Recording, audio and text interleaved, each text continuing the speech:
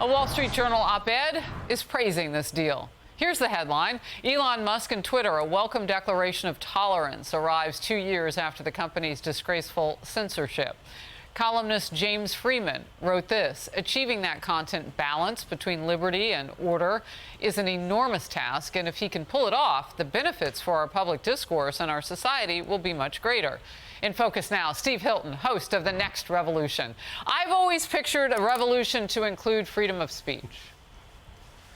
Exactly. And it's amazing, really, if you think about how far things have fallen, Harris, that we're having this conversation and that there are really people out there who think that the idea of letting people express themselves, particularly on controversial political matters, is somehow threatening to democracy. But yet that is what they seem to think. The other hilarious part of all this, of course, is all the left-wing people complaining about a billionaire taking over an important media platform. I didn't hear any of that when the previously richest man in the world, Jeff Bezos, took over the Washington Post. They were all for that.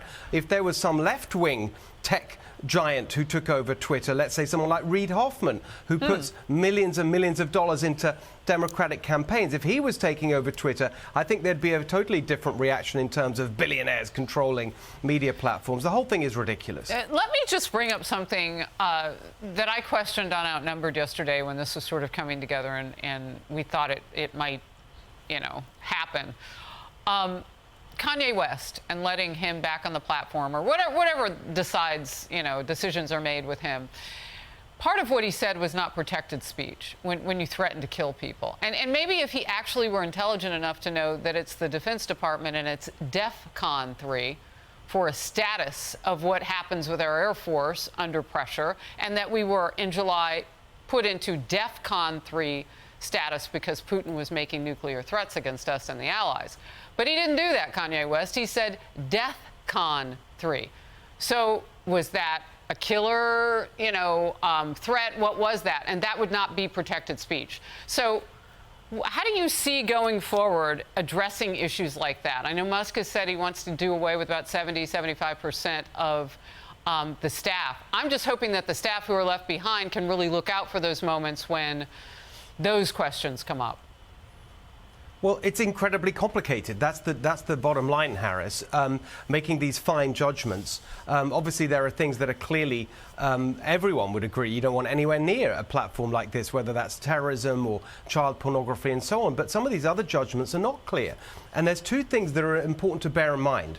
First of all, people talk a lot when discussing these tech platforms about algorithms, and the algorithms are doing all the work. That, I've started a tech company myself. I know perfectly well algorithms are programmed by people. It's the people, the engineers, who are actually programming them that you need to think about. And the fact that all these companies are based in the Bay Area, where I live, the people around here reflect the political climate, which is overwhelmingly left. And so a big part of this is going to be the hiring policy. Because if you've still got these algorithms all the time programmed by people whose biases are very much on the far left, not just to the left, but the far left, that causes a problem. And secondly, advertisers.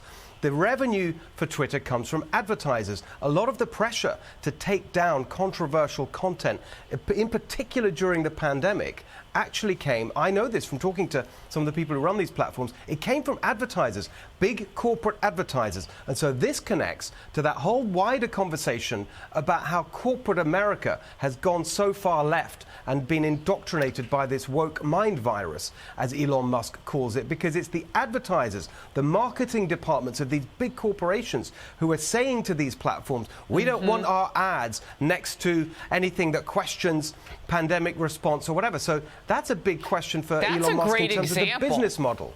Yeah, that's a really important and a great example when you consider where we are and talking about vaccines and therapeutics and the disease that the president ended and then says now is back on, and, well, we know the dance.